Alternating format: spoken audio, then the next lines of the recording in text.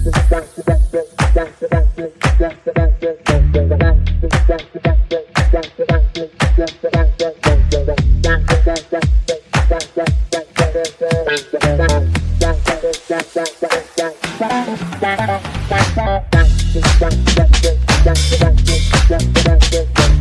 is Redline Revs, and today we're doing an oil change on a Mark III Honda CRV. Jacking point at the front of the car, make sure the car's safely jacked up, and you have these side points for your axle stands. You have to use axle stands to get under the car. Make sure you chop the rear wheels as well, just in case it rolls. You don't want that to happen when you're underneath the vehicle. Towards the front of the car and the underneath, you have the sump here and the sump plug, clearly labelled engine oil. Very helpful, Honda, thank you for that. And next to it you have the oil filter as well. First thing we're going to do is position our oil catch pan, and I've used a 17mm socket here on my ratchet to break the initial tension from the sump plug. Once you've broken the tension with your ratchet, you can then just use your fingers to start removing the sump plug. Just reposition your oil catch pan as you're doing this to ensure that you catch the stream of oil. It's a good idea to have run the car for a while before you do this, because when the oil is hot it will flow out more easily and you'll have a better oil change and get more of it out. And I've just dropped the sump plug there into my catch pan, and there we go. Just reposition the catch pan. The initial flow of oil will slow down, and you might just need to move it around to make sure you catch as much of it as you can. I've got some dripping at the back there as well. Like I said, it's a good idea to have some cardboard down there. You might want to take off the oil cap just to let air circulate so it all drips out more easily. And leave this dripping for half an hour or so, and then we can move on to the oil filter while you wait for the oil to drain. I like to use these oil filter removal tools which go on your ratchet, and they work for pretty much any size of oil filter, and it clamps around it. And you just want to break again the initial tension here. I've had to use an extension on my ratchet in this tool, and then you can by hand start undoing the oil filter. This gets a little bit messy here because lots of oil will be dripping out, as you can see here. So just reposition your catch pan, or I've used another oil catch pan, so I'm using two for this job,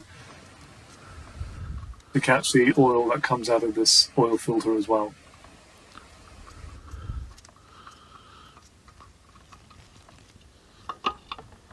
There we go, and just drop that in the pan. Now here's the part number for the replacement oil filter. This is a Crossland one. I bought it from Halfords in the UK, but you can get these all over the place with that part number. Make sure that it's visual check identical to the part you've removed, and then where the oil filter goes, and you just want to wipe the mating surface. So make sure it's not dripping anymore. Clean any of the residual oil off it, so that the new oil filter can seal nicely in position. That's nice and clean now. Just give it another little wipe as well for good measure.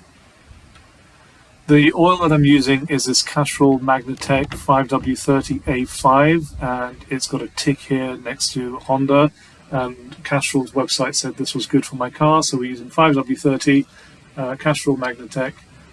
I'm just taking some oil and oiling up the rubber seals on the oil filter, and this is very important to do. Just make sure that it seals better when you tighten it onto the back onto the car.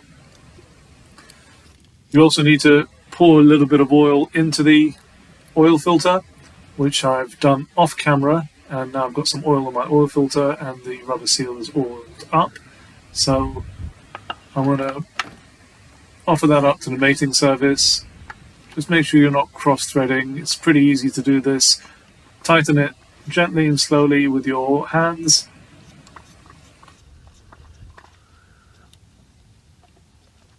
And then when you start getting resistance, give it another tighten with your hand. I actually took my gloves off camera and tightened it with more grip, skin to oil filter. But you don't want to use any tools to over tighten that. Next, we're just going to wipe off the little bit of dripping oil there, and get our new sump plug. And I've got a brand new replacement sump plug that goes in. It's the same sump plug from the same generation Honda Civic, and also Hyundais are using this part as well. And it has a new crush washer, which you can see there. The old one I took off didn't have one of those. People tend to reuse these sump plugs, but for the sake of £4, which is what this one cost me, it really is worth getting a new one.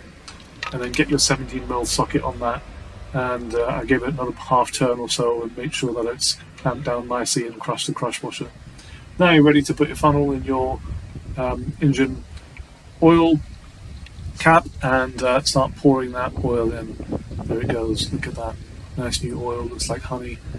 These engines take 4.2 litres of oil. I've got a 4-litre bottle here, so I'm going to pour the entire contents of that in, and then once that's done, I will use the dipstick to see how much is needed, and I've got another litre bottle which I can pour in. Make sure your car is level when you go and do that. So oil cap back on, and check the dipstick for the oil level. It was pretty difficult to see on this dipstick how much oil was in there, but I've made sure I put the 4.2 litres that I know that it needs, and it seems happy. And then you can fire up the engine and make sure there isn't the oil pan light coming up on the dashboard, and leave it running for a while. After you run it for a while, you might want to double check again if it needs a bit more oil on the dipstick, and that's it, the job is done. So it's as simple as that, really easy to do an oil change on these Hondas. I hope you found this video useful. There's more work that we're going to be doing on this car and others, so if you did find it helpful, please comment, like and subscribe, and we'll see you next time.